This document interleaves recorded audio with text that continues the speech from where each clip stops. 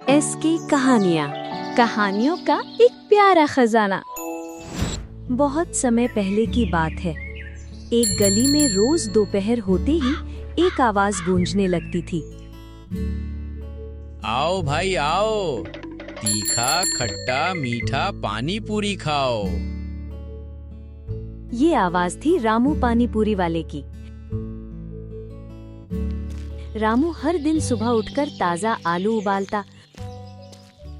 वाह, आज तो बढ़िया आलू पके हैं। खुद पुदीने की चटनी पीसता और मीठे पानी में गुड़ की मिठास घोलता। मीठा पानी भी इतना लाजवाब है कि खुद गुड़ भी शर्मा जाए। फिर ठेला लेकर सीधा मोहल्ले के मोड़ पर आता, जहां अब उसकी पहचान बन चुकी थी।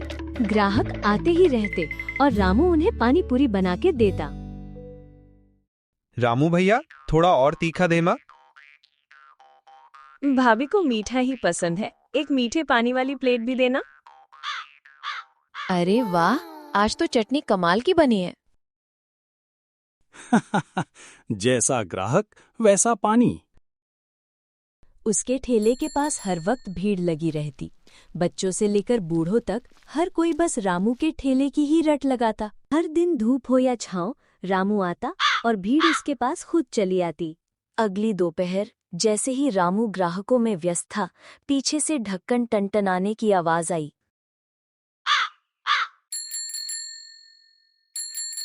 खट्टा तीखा मसालेदार, ले लो पानी पूरी।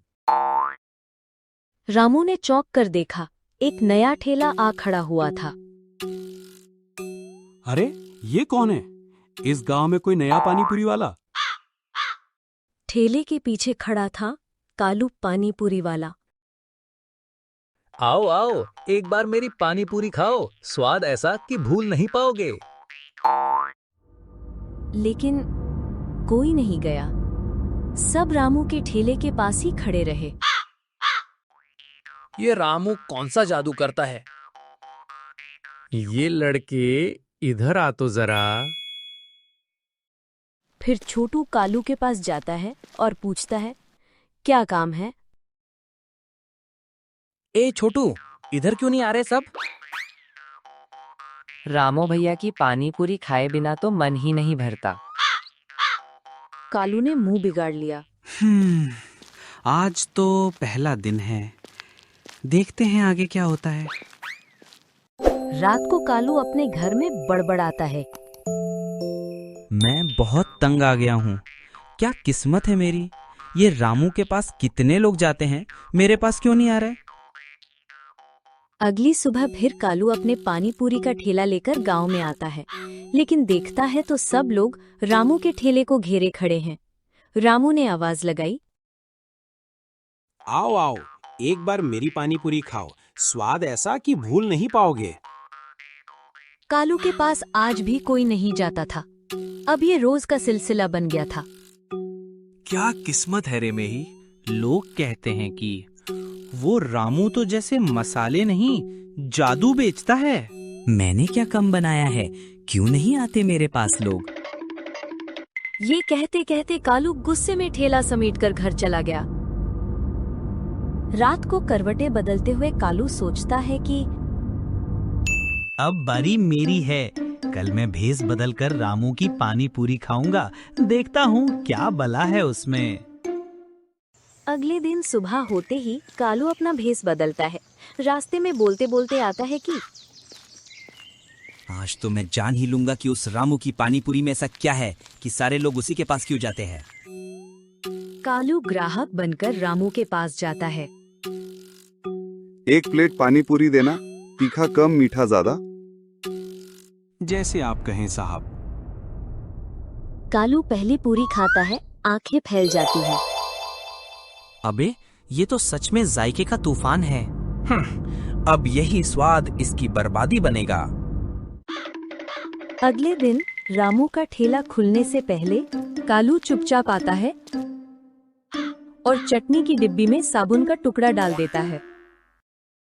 दोपहर ग्राहक चिल्लाता है, अरे रामू भैया, ये क्या मिला है चटनी में? ये तो साबुन लग रहा है। साबुन? अरे ये कैसे आ गया? वो शर्मिंदा सा खड़ा रह जाता है। अगले दिन किसी ने पानी पूरी के पानी में कंघी और कांटा डाल दिए। हाय रामू, ये तो हद हो गई। अब पानी पूरी में ब्यूटी पार्लर का सामान मिलेगा क्या? लोग हंसते हैं, भीड़ कम होने लगती है। कालू के ठेले पर भीड़ बढ़ती जाती है। एक दिन छोटू ठेले के पास खड़ा होता है। देखता है कि कालू की पत्नी रेखा दबे पांव ठेले के पास आती है और बर्तनों में झांकती है। छोटू मन में, दाल में कुछ तो काला है। वो चुपचाप झाड़ियों में जा छुपका है। थोड़ी देर बाद रेखा मोबाइल पर बात करती है। हाँ सुनो, कल तो साबुन डाला था, आज कुछ नया डालना पड़ेगा। अब की बार नींबू में फफूंदी वाला हिस्सा निकालकर ठेले पर रख देना, ज्यादा शक नहीं होगा। अरे मतलब रामू भैया की बदनामी के पीछे यही लोग हैं। छोटू की यादें मन में बोलता है।